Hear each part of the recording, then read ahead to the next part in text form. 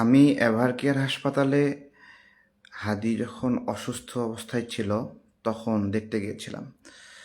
তো তার পরিবারের সদস্যরা আমাকে বলেছিল, তারেক ভাই আপনি আসছেন? তো ভাবছিলাম আপনি আসবেন না। তো এই একটা অবস্থা ছিল। আজকে আমি বলছি যে আমাদের হাদি ভাই যদি সুস্থ হয়ে ফিরেও আসতেন, তখনও আমি তর্কে বিতর্কে তাকে নিয়ে কথা বলতাম। তার সাথে দুটো টক শো করেছি, সেখানেও তর্ক করেছি। এবং উনি ফিরে আসলে আমি এই দোয়া করছিলাম উনি ফিরে আসুক এবং ওনার সাথে আমি আবার টক শো করবো, আবার তর্ক করব, আবার বিতর্ক করব, ঝগড়া করব। আমি এই দোয়া করছিলাম যে উনি ফিরে আসুক। তো আমি তার বিষয়ে যে কথাগুলো বলেছিলাম রাজনৈতিক জায়গা থেকে, আমার নিজের কাছে খারাপ লাগে যে আমি এইভাবে বলছি। তো এটা একটা বিষয় যে আমি আমার অজ্ঞাতসারেই আমাদের একটা আন্দোলনের সময় আমার পাশে আমার এরিয়াতে উনি ছিলেন না, আমি ভাবছিলাম উনি নাই। সেই জায়গা থেকে আমি বলেছিলাম যে আমি ওনাকে তো আন্দোলনে দেখিনি। তো তারপরে পরবর্তীতে অনেকগুলো ভিডিওতে দেখলাম উনি গণ অভ্যুত্থানে ছিলেন, আন্দোলনে ছিলেন। সেই জায়গা থেকে তখন নিজেরই খারাপ লাগছে, আহারে আমি তো বলছি এভাবে, তাদের কাজটা ঠিক করি নাই। খুব খারাপ লাগছে আমার। আমি এটা নিয়ে ফেসবুকে প্রায় 2 বার এই বিষয়ে নোটও দিয়েছি যে আমার নিজের কাছে খারাপ লাগছে। তো এইটা একটা বিষয় যে আমি নিজেই এটা বলেছি। আমি নিজেও দেখতে দেখা করতে গিয়েছি, আমরা অপেক্ষা করছিলাম তিনি ফিরে আসবেন। এই পর্যন্ত একটা বিষয় ছিল, কিন্তু সামগ্রিকভাবে পিনাকি এবং ইলিয়াস যেটা করেছে, আমার ওই 2 মাস আগের ভিডিও, 2.5 মাস আগের ভিডিও, যেটা তর্ক করেছি বা হলো ডিবেট করেছি বা তার সমালোচনা করেছি, এরকম জায়গা থেকে সেগুলো ইন্টেনশনালি পিনাকি বারবার পোস্ট করছিল। এটা পোস্ট করে এরকম একটা পরিস্থিতি তৈরি করছিল যে একটা উস্কানি দেওয়া যে আমার উপর কেউ হামলা করুক, হ্যাঁ আমাকে কেউ মারুক, এইটা। তো এই ভিডিওর একটা বিষয় ছিল এবং একই ভিডিও বারবার পোস্ট করে করে উস্কাই দিচ্ছিল। ঠিক আছে। তো রাজনৈতিক মহলে আমি তো অনেকজনের কথা বলি, তাই বলে তাদের মৃত্যু আমি কামনা করব? বা বা আমার বিরুদ্ধে যারা বলে তাদের মৃত্যু আমি কামনা করব? মানে এই কথা বলার জন্যই কি মানুষ মরতে হবে? সবচেয়ে বেশি মানে ভয়ঙ্কর জায়গা ছিল মীর জামান নামে একটা ফেসবুক পোস্ট, আর একটা হলো ইলিয়াস। তারা সরাসরি হুমকি দিয়ে যে নগদে জয় বাংলা করে দাও, তাকে খেয়ে দাও, একটা সরাসরি মেরে ফেলার হুমকি যেটা। আর একটা ছেলে ছিল সেনাবাহিনীকে কুত্তার বাচ্চা বলছিল। ওই ছেলেটা একটা সুযোগ পেয়ে ইন্টেনশনালি বারবার থ্রেট করে ভিডিও করছিল এবং উত্তক্ত করছিল। তো এই যে আমাদের হাদি ভাই মারা গেলেন, হাদি ভাই মারা গেলেন, আমি ব্যতীত আপনারা ব্যতীত এই সময়ে হাদি ভাই অনেকের সমালোচনা করেছে। হাদি ভাই এনসিপির সমালোচনা করেছে, জামাতকে বলছে না যে রিমোট কন্ট্রোলের মতো, তাই না? তাই বলে আমরা এটা মনে করব যে জামাতকে রিমোট কন্ট্রোল বলছে, এই জন্য হলো মানে জামাত হাদি ভাইকে হত্যা করাইছে। অথবা এনসিপি কে নিয়ে সমালোচনা করছে যে জুলাই বিক্রি করছে এনসিপি, এই জন্য এনসিপির ছেলেরা তাকে হত্যা করাইছে। অথবা মির্জা আব্বাস ভাইয়ের যেহেতু প্রতিপক্ষ, সে উনি এই ধরনের ঘটনা ঘটিয়েছেন। তো এই সামগ্রিক বিষয়গুলো যেই একটা গল্প তৈরি করে মানুষকে একটা বিপদের মুখে ফেলে দেওয়ার যে একটা তৎপরতা, এইটা কি ধরনের একটা অদ্ভুত বিষয়। গত 2 দিন থেকে আমি খুব করে দেখছিলাম যে হত্যার হুমকি দেওয়া হচ্ছে, তারপরে হলো আরও অশ্রাব্য ভাষা যেগুলো মানে নেওয়ার মতো না।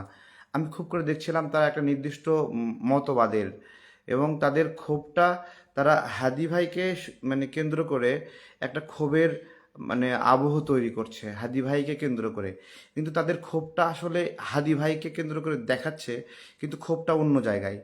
যেমন মানে আমি হাদি ভাইয়ের এই বিষয়টাতে 2 মাস আগে, 2.5 মাস আগে যে ডিবেট তর্ক বিতর্ক, সেই বিষয়ের পরে হাদি ভাইয়ের সাথে আমার মানে কয়েকদিন আগেও দেশ টিভিতে টকশোতে হয়েছে, সেখানে কথা বলছিলাম, গল্প করছিলাম, আমাদের মধ্যে কথা হচ্ছিল যে এই যে বিভিন্ন মিথ্যা মামলায় মানুষকে কষ্ট দেওয়া হচ্ছে, আমরা এটা নিয়ে কথা বলতে পারি কিনা।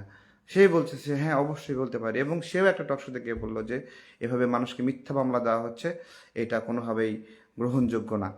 তো আমরা রাজনৈতিক ময়দানে টক শো কথা বলে বিবাদ করি, ঝগড়া করি।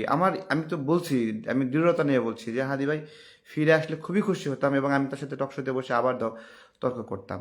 তো এইটা কি করব না? এইটা কি কোনো ক্রাইম? তো এইটা নিয়ে ইলিয়াস এমন একটা পরিবেশ তৈরি করার চেষ্টা করতেছে এবং পিনাকি যে আমাকে মারতে হবে, আমাকে কাটতে হবে, এবং তুই পারলে ঢাকা বিশ্ববিদ্যালয়ে আস, তুই শাহবাগে আস, তুই এটা কর, ঠিক আছে? হ্যাঁ, তো এইগুলো বলতেছে। ইলিয়াসরে বলতেছি, তুমি যে আমাকে হুমকি দিচ্ছ, ভয় দেখাচ্ছ, তোমার চেয়ে আরো বহু ভয়ঙ্কর মানুষের ভয়ে আমি ভয় পাইনি। কি করবে? কি করবে? নিয়ে যাবে, মারবে, তো কি হয়েছে? আমরা গুমের শিকার হয়ে তখন অত্যাচারিত হইনি? এই গণ অভ্যুত্থানে আমরা নির্যাতনের শিকার হইনি? তো তুই হেরাও মারছে, তুমিও মারবা, সমস্যা কি? আমরা তো অভ্যস্ত এইসব বিষয়ে।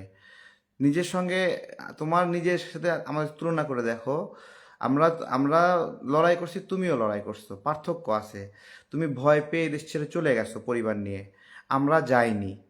এবং না যাওয়াতে কি হয়েছে, আমরা চট থাপ্পড় খাইছি, মার খাইছি, লাথি খাইছি, উষ্টা খাইছি, তারপরে গ্রেপ্তার হয়েছি, জেলে ছিলাম, মামলা খাইছি। এই তো, এইটা আমরা এই মামলা খাওয়ার ভয় করিনি, তুমি ভয়তে এখান থেকে চলে গেছো, তাই না?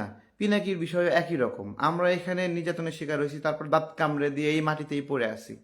এই মাটিতেই আমাদের ভালো গুণ খারাপ গুণ যাই থাকুক, আমরা এতটুকু হিম্মত নিয়ে এখানে দাঁড়ায় কাজ করছি। সেই জায়গায় ইলিয়াস, পিনাকি দুইজনই একটু ভয়ের গন্ধ পাইছে, সঙ্গে সঙ্গে দেশ ছেড়ে চলে গেছে। আপনি থাকলেই বা কি হতো? কি হতো? আপনাকে গ্রেপ্তার করতো, গ্রেপ্তার করে জেলে দিত, জামিন হয়ে বের হয়ে আসতেন, আবার যাইতেন। এই তো নাকি?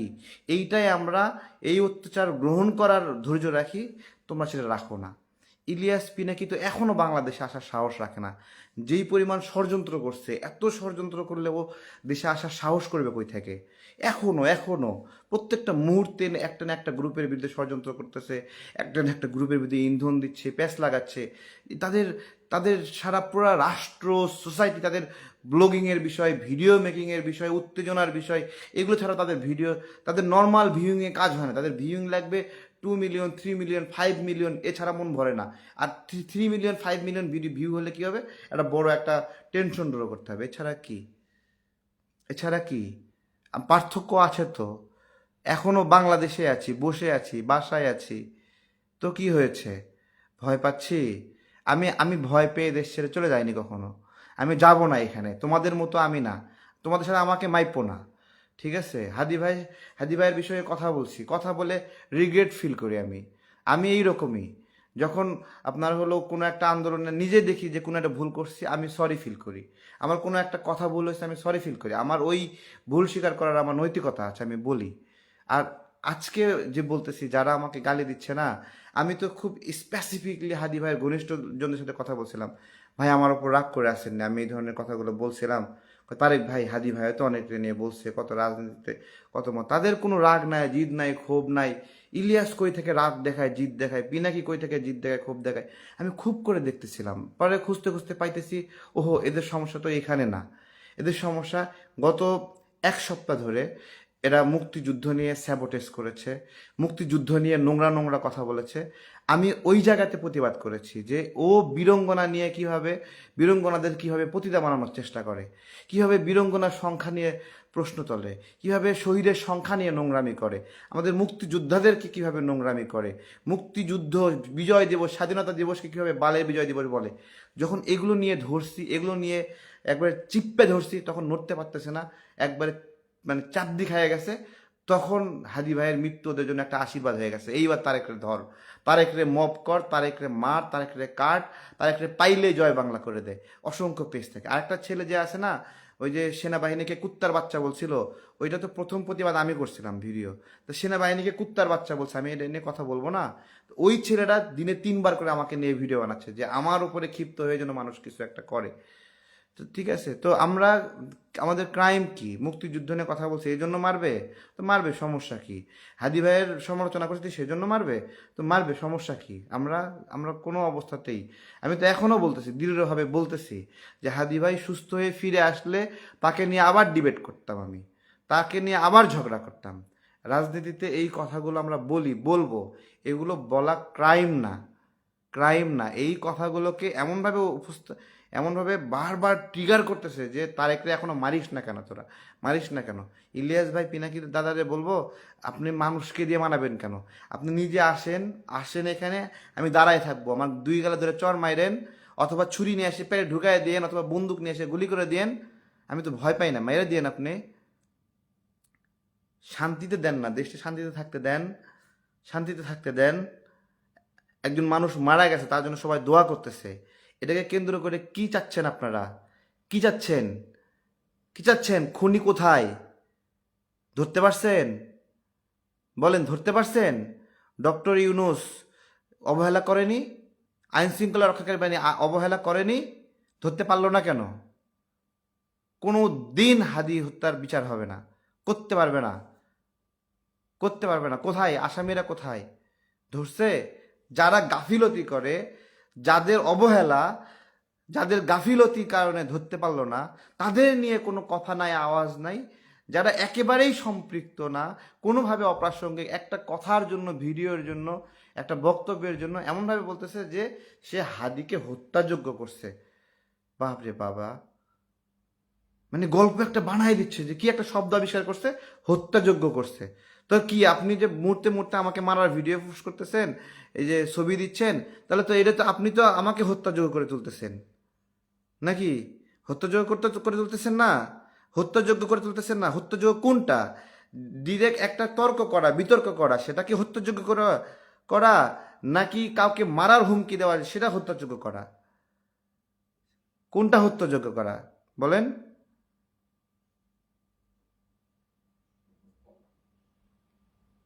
আমি হাদি ভাইয়ের বিষয়ে আবারও বলতেছি, আমি নিজে খারাপ লাগছে যে তার সাথে আমি তর্ক করেছি, বিষয়গুলো আপনার হলো এইভাবে লাগে যে এইভাবে, মানে তর্ক করেছি, এইভাবে বিতর্ক করেছি, দুটো টক শোতে ভালোই তর্ক বিতর্ক হয়েছে, আপনারা দেখে নিন। একটা একুশে টিভিতে তর্ক হয়েছে, আর একটা হলো দেশ টিভিতে তর্ক হয়েছে।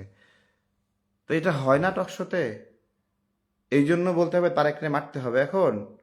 এটা হাদি ভাইয়ের পরিবার বলছে, আমিও তো তাদের সাথে কথা বলেছি, কই তাদের তো এই ধরনের কোনো ক্ষোভ নাই। হাদি ভাইকে আরো অনেকজনের সাথে তর্ক করছে না? করবে না? বেঁচে থাকলে আমরা আবার ঝগড়া করতাম না? জাস্ট কিচ্ছু বলার নাই। আমি শুধু বলা এটা, ইলিয়াসকে বলতেছি যে আমি এই দেশে আছি, এখনো আছি, স্টে করছি। তুমি এই দেশে আসার এখনো সাহসই করো না। তোমার পুঁজি কি? তোমার পুঁজি হলো ভিডিও বানানো এর বিরুদ্ধে আর চাঁদাবাজি করা। এখন আর উবার চালাতে হয় না, এছাড়া কোনো আয়ের সোর্স নাই। আমরা এখনো ব্যবসা করি, আম বেচে খাই, মধু বেচে খাই, কাজ করি এখনো। হ্যাঁ, তো কি পিনাকি কি করে খায় এখন? এখনো চাকরি করে? চাকরি করে এখনো? কি করে খায় আমরা জানি না? এদেশের মানুষ জানে না কি করে খায়? হ্যাঁ, এই সরকারের মধ্যে এই পিনাকি ইলিয়াস তো লোক সব, তাই না? এই আসিফ নাহিদ সবাইকে ওরাই তো ছোট ভাই করে ডাকে। ওরা সিয়ার আবরার সাহেব, আজিলুর রহমান স্যার, এটা কাদের কোরাম? রেজানা ম্যাডাম কাদের কোরাম? আমি অদ্ভুতভাবে বুঝি না। ওরাই সরকার, ওরাই সরকারকে গালি দেয়, আবার ওরাই সরকারের প্রশংসা করে, ওরাই সরকারের ফালায় দেয়, ওরাই সরকারের রাখে। কিছু বুঝতেছি না কি হচ্ছে এখানে।